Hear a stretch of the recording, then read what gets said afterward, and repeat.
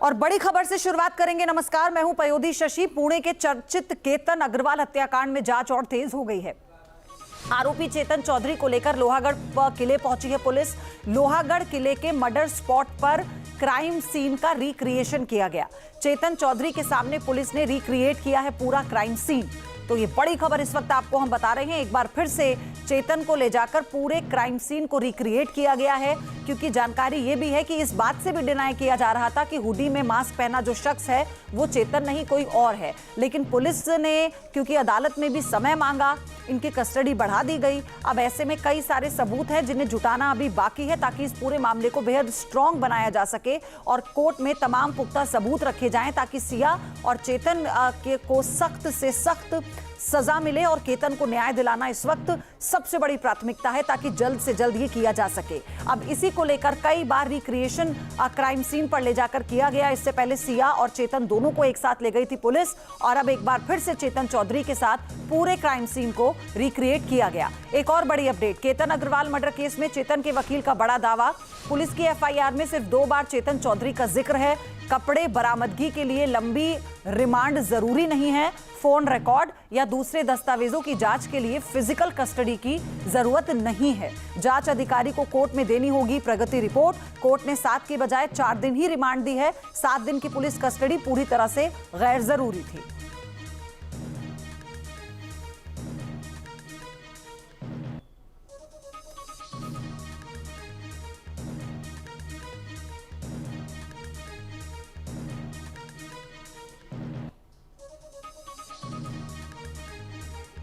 इन recreation से लेकर के गेट एनालिसिस, सारे के सारे जितने भी टूल्स उनके पास इन्वेस्टिगेशन के अवेलेबल हैं वो सारे इस्तेमाल करेंगे। अब जब इन्वेस्टिगेशन पूरी होने के बाद पता चलेगा कि इन थियोरीज के सपोर्ट में पुलिस के पास क्या क्या एविडेंस है, और तभी हम उसमें देखिए, as an accused defence lawyer हमें ये देखना है कि सबूत कितने परफेक्ट लाए गए हैं पुलिस की तरफ से। एफआईआर में 2 ही बार चेतन का नाम आया है। FIR is the basic starting point, जहां से आपकी इन्वेस्टिगेशन शुरू होती है। वहां पर भी 2 ही बार चेतन का नाम आया है। एक बार इज हियर से कि जो डिसीज्ड हैं उन्होंने अपने पिताजी से चेतन का नाम कहा था, और दूसरा डायरेक्टली एलिगेशन है कि मुझे शक है कि चेतन ने ये काम किया है। इसके अलावा कोई भी रोल स्पेसिफिकली एट्रीब्यूट नहीं किया गया है चेतन को इन दी एफआईआर, ना कि रिमांड रिपोर्ट में। हर जगह पर अक्यूज टुगेदर ये कहा गया है। और चलिए अब आपको दिखाते हैं केतन हत्याकांड में कैसे इस पूरे साजिश को अंजाम दिया गया। इन तस्वीरों के जरिए अब आप समझिएगा कि इसके तार कैसे कई कड़ियों से जुड़े हैं, और फिर उसी को सुलझाने की, उसी गुत्थी को सुलझाने की कोशिश पुलिस कर रही है। लोहागढ़ में क्राइम सीन का रिक्रिएशन होता है, क्योंकि चेतन का वीडियो जब सामने आता है हुडी और मास्क पहने, तो फिर इतनी गर्मी में कौन हुडी पहनता है, ऐसे कई सवाल खड़े हुए। पता लगा कि वो चेतन है। अब ऐसे में क्राइम सीन पर ले जाकर उसका रिक्रिएशन करना सिर्फ चेतन को ये बताता है कि दोनों के, सिया और चेतन के, अगर बयानों में कोई विरोधाभास है तो उसे दूर करना चाहती है पुलिस, क्योंकि दोनों एक दूसरे पर इसकी जिम्मेदारी डाल रहे थे। जब आमना सामना कराया गया दोनों का और बिठाकर दोनों को एक साथ पूछताछ की गई थी, तो केतन हत्याकांड में क्रॉस मैसेज का एंगल भी अब सामने आया है। केतन की बहन की सिया के भाई साहिल से होने वाली थी शादी। ये बड़ी अपडेट इस वक्त आपको हम बता रहे हैं। साहिल का दावा है सिया केतन से ही शादी करना चाहती थी। साहिल बोला सिया ने चेतन का चैप्टर बंद कर दिया था। पुलिस अब साहिल की भूमिका की भी जांच कर रही है। तो ये बड़ी खबर इस वक्त आपको हम बता रहे हैं, क्योंकि अब इस पूरे मामले में क्रॉस मैरिज का एंगल सामने आया। केतन की बहन की सिया के भाई साहिल से शादी होने वाली थी।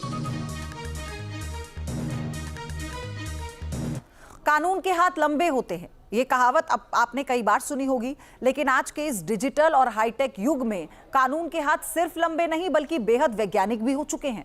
पुणे का केतन हत्याकांड, इसके आरोपी हैं सिया और उसका प्रेमी चेतन। वहीं चेतन जो 18 जून को हुडी पहनकर लोहागढ़ किले में दाखिल हुआ था, अब सीसीटीवी में उसका चेहरा सामने नहीं दिखा था, लेकिन अब पुलिस उसकी चाल ढाल का एनालिसिस करने वाली है, ताकि साबित किया जा सके कि हत्या के वक्त वो किले में मौजूद था।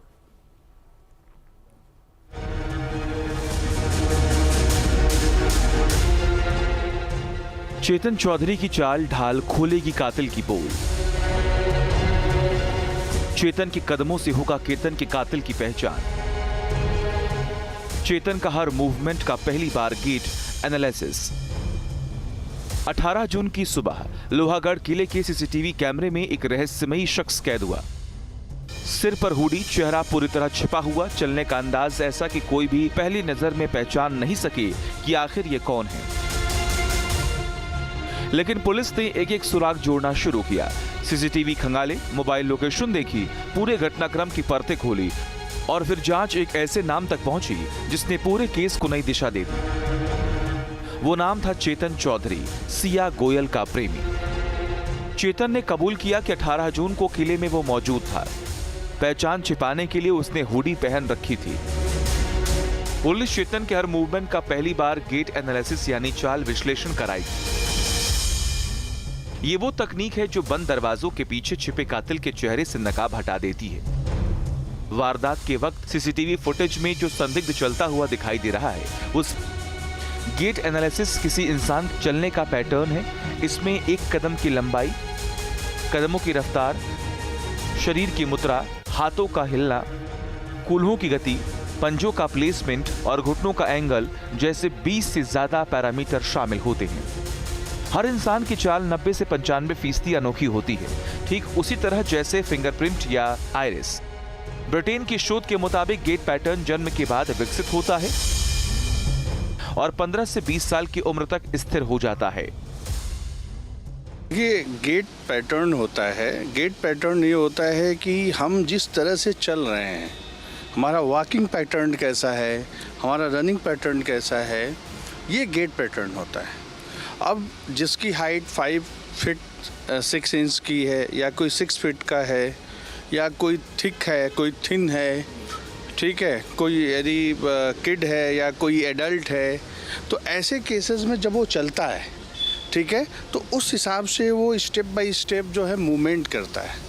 तो उस एंगल से उसका एक पैटर्न होता है। आपने देखा होगा यदि XYZ पर्सन कोई भी यदि एंट्री करता है तो होता क्या है कि जैसे नॉर्मल मैं वॉकिंग कर रहा हूँ अभी, लेकिन यदि मैं जॉगिंग कर रहा हूँ या मान लीजिए मेरी हाइट जो है यदि वही स्मॉल हाइट का बंदा है, तो उस केस में जो पैटर्न बनता है उसको गेट पैटर्न वो कहते हैं, और उसके बेसिस में हम बता पाते हैं कि पर्टिकुलर वही X, Y या Z पर्सन है या कोई और अलग पर्सन है। अब आपको बताते हैं कि क्या है गेट एनालिसिस।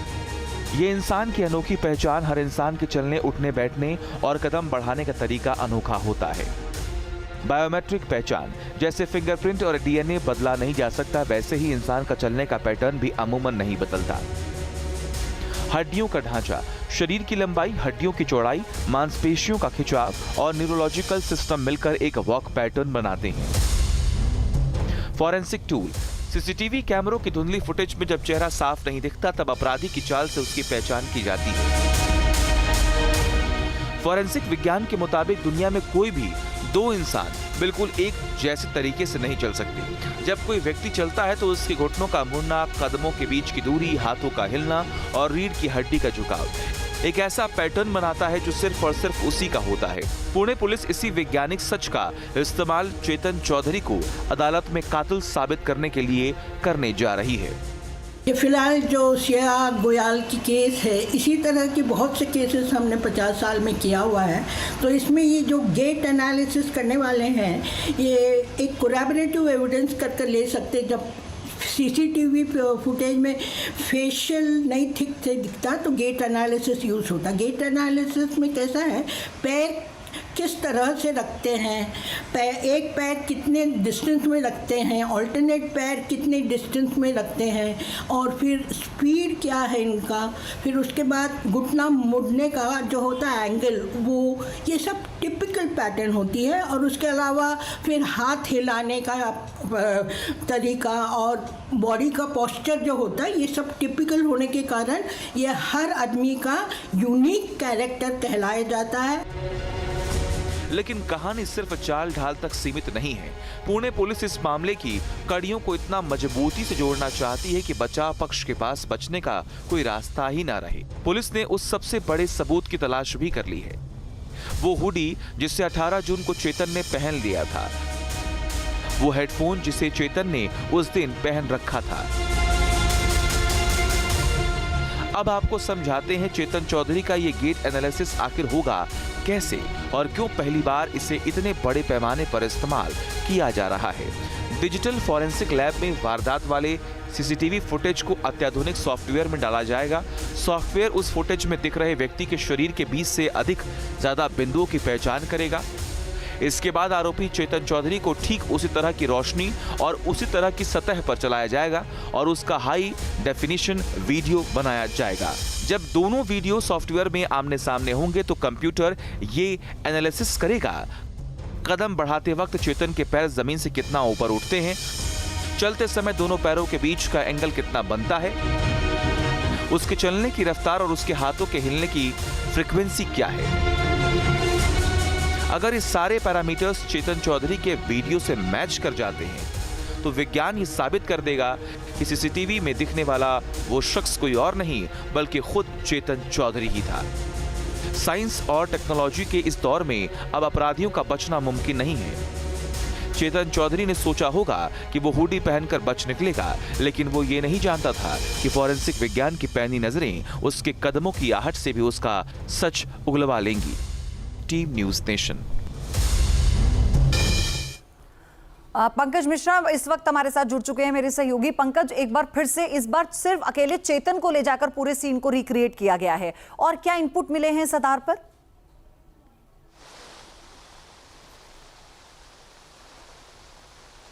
देखिए, करीब 3 घंटे तक चेतन चौधरी को पुलिस की टीम जो है वो लोहगढ़ के फोर्ट पर लेकर गई। वहां पर तमाम सीन को एक बार फिर से उसी तरह से दोहराया गया जिस तरह से इनकी पूछताछ में सामने आया था। तो इसके पहले हमने देखा किस तरह से सिया को लेकर जाया गया था और उसको फिर से वेरीफाई करने के लिए कि क्या जो सिया ने बयान दिया है वो चेतन के बयान से मेल खाता है कि नहीं। वो लोकेशन जहां सिया ने बताया, क्या चेतन भी उसी लोकेशन पर पुलिस को लेकर जाती है, और फिर किस तरह से केतन अग्रवाल को जो है वो धक्का दिया गया था।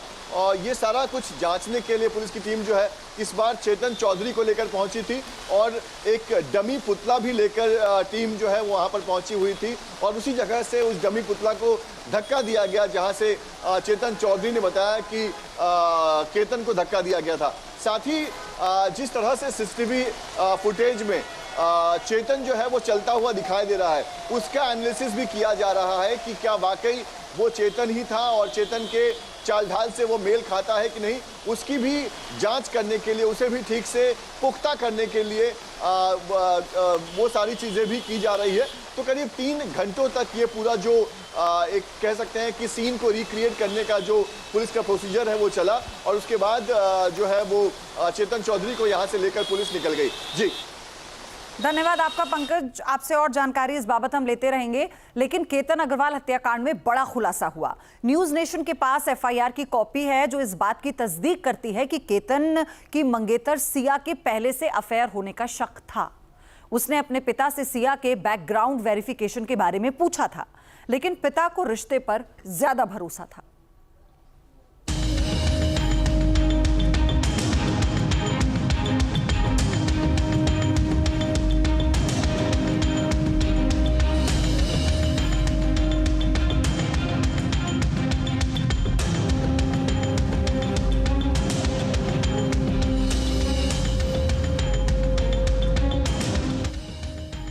केतन अग्रवाल की जान बच सकती थी? क्या केतन को यह पहले ही एहसास हो चुका था कि सिया का अफेयर चल रहा है? केतन क्यों अपने पिता से सिया का बैकग्राउंड चेक करने के लिए कहता था? अगर केतन के पिता अपने बेटे की इन बातों को मान लेते तो शायद केतन की जिंदगी बच सकती थी। दरअसल केतन ये भाप चुका था कि उसकी मंगेतर सिया गोयल का किसी के साथ अफेयर चल रहा है, इसीलिए उसने पिता को आगाह करते हुए पूछा था क्या शादी तय करने से पहले सिया का बैकग्राउंड अच्छे से चेक किया गया था। पुलिस को दी गई शिकायत में ये चिंता केतन के पिता ने जताई। केतन अक्सर उनसे ऐसे सवाल किया करता था, लेकिन पिता ने चेतन की इन बातों को सीरियसली नहीं लिया। न्यूज नेशन के पास एफआईआर की वो कॉपी मौजूद है जिसमें इन बातों का जिक्र किया गया है। मैं सिर्फ एक ही अपील करूंगा, मेरा 26 साल का बेटा आज जिस भी वजह से उन्होंने बिना कारण से मार डाला, जिसको आज तक कोई कारण पता नहीं चला, मेरे बच्चे की कहीं पे भी एक गलती नहीं थी। मैं तो शादी करने चला था उसकी, घर में बेटी बहू लाने चला था, मुझे नहीं पता था कि मेरा बच्चा ही खो दूंगा मैं। तो मैं सबसे अपील कर रहा हूँ कि उसको जस्टिस मिले, उसके अपराधियों को फांसी की सजा मिले। केतन और सिया की शादी 26 नवंबर को होने वाली है, लेकिन पुलिस के मुताबिक सिया की हरकतों को देखते हुए केतन को शक था कि सिया का किसी और के साथ अफेयर चल रहा है। हालांकि परिवार ने उसे समझाया था कि चिंता की कोई बात नहीं, क्योंकि सिया का परिवार उनसे काफी पहले से जुड़ा हुआ है। लेकिन केतन का शक सही निकला। अब परिवार वाले सिया को फांसी देने की मांग कर रहे हैं। मुझे जस्टिस चाहिए वो केतन के लिए बस, और सिया को फांसी की सजा लेनी। नहीं, सिया को, आज मैं भी माँ हूँ, सिया की भी माँ है, लेकिन मुझे सिया के लिए आज फांसी ही चाहिए और केतन के लिए जस्टिस चाहिए। चेतन को भी फांसी होना, कड़ी से कड़ी सजा होना, और जिन्होंने सच्चाई छुपाई है उनको भी, उसके परिवार वालों को भी शिक्षा चाहिए। वही केतन के दादा की माने तो शुरुआत में केतन को कुछ शक हुआ था।